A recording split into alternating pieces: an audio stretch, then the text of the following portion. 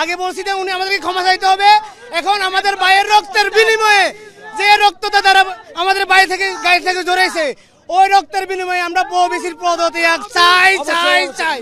দেখেন, আমরা শান্তিপূর্ণভাবে যখন অপমান করছে প্রবিসি, আমরা গিয়েছিলাম শুধুমাত্র বলে যে আপনি আমাদেরকে হচ্ছে করেন, কি বলে যে হচ্ছে আমাদের 5 তারিখে আমাদের ভর্তিটা কমার বলার পরে সে হচ্ছে আচ্ছা কাজ করে আমরা সাংবাদিক সম্মেলন করেছিলাম, সাংবাদিক সম্মেলন বলে দিই। পরে উনি খারাপ ব্যবহার করার ফলে আমরা আইসা বলছি এখানে আন্দোলন করছি, বলছি আইসা মাপ চাইলে আমরা চলে যাবো। 2-300 পোলাপান ছিলাম আমরা সর্বোচ্চ।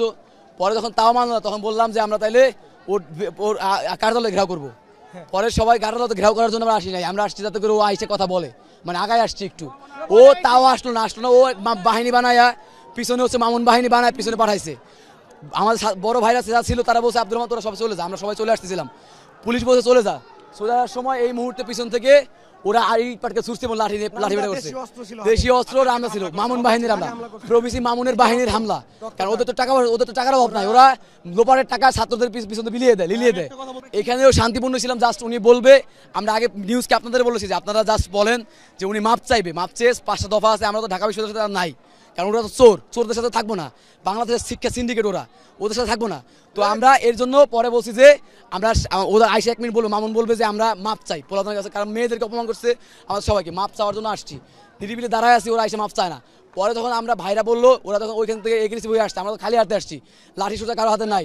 পরে পোলাপানের মানে নিরাপত্তার স্বার্থে আমরা একটু পিছন থেকে আসতেছিলাম, পিছন থেকে ওরা হামলা করছে। মামুন বাহিনী হামলা করার পরে তখন পোলাপান আমার ঢাকা কলেজ কেমন, আচ্ছা ঢাকা কলেজ কেমন আপনারা তো জানেন, এটা তো কেমন পরাজয় মানে না, কখনো মরে যাবে তাও পরাজয় মানবে না।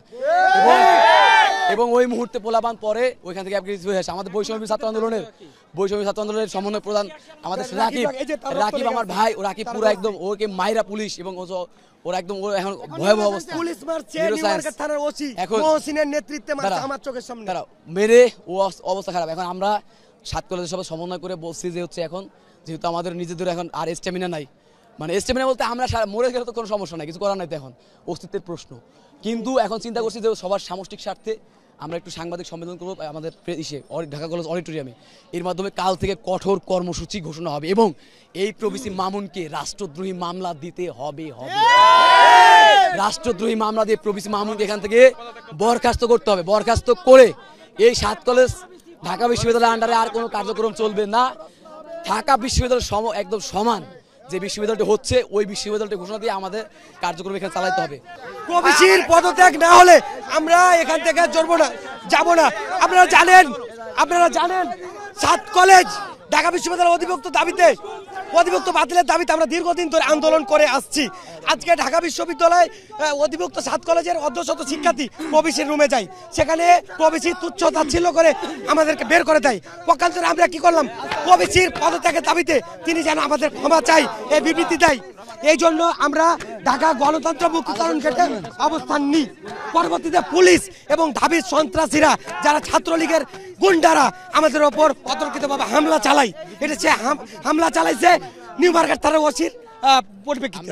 ঘটনা হলো আসলে আমাদের ছাত্র প্রতিনিধিরা ঢাকা বিশ্ববিদ্যালয়ের প্রবিসির সাথে সাক্ষাৎ করতে গিয়েছিল, আমাদের এই যে ঢাকা ইউনিভার্সিটি থেকে আলাদা হয়ে স্বতন্ত্র একটা বিশ্ববিদ্যালয়ের দাবিতে।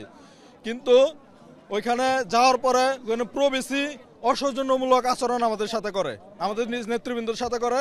তখন থেকে ওইখান থেকে বেরিয়ে এসে আমরা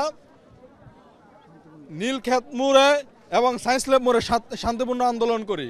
কিন্তু শান্তিপূর্ণ আন্দোলনের মধ্যে ওইখান থেকে উস্কানি আসে যে আমাদেরকে ঢাকা কলেজে হামলা করবে, ঢাকা ইউনিভার্সিটি থেকে উস্কানি আসে। তখন আমরা ঢাকা ইউনিভার্সিটির অভিমুখে প্রবিসির বাসভবন ঘেরাওয়ের কর্মসূচি ঘোষণা আসে। তখন ঢাকা ইউনিভার্সিটির প্রবিসির ঘোষণা আসার পর আমরা যখন ওইদিকে অগ্রসর হই, গণতন্ত্র তরুণের কাছে গেলে পুলিশ আমাদের উপর অতর্কিত হামলা করে। পুলিশের পাশাপাশি ঢাকা বিশ্ববিদ্যালয় থেকে আমাদের উপরে হামলা করে। আমাদের অসংখ্য নেতাকর্মী, আমাদের অসংখ্য সাধারণ শিক্ষার্থী আহত হয়েছে। আহতের পরিমাণটা 50 থেকে 60 জনের কম হবে না। এর মধ্যে আপনারা সায়েন্স ল্যাবে সেখানে অবরোধ কর্মসূচি বা অবস্থান কর্মসূচি পালন করছিলেন, হঠাৎ আবার এদিকে আসা হলো কেন?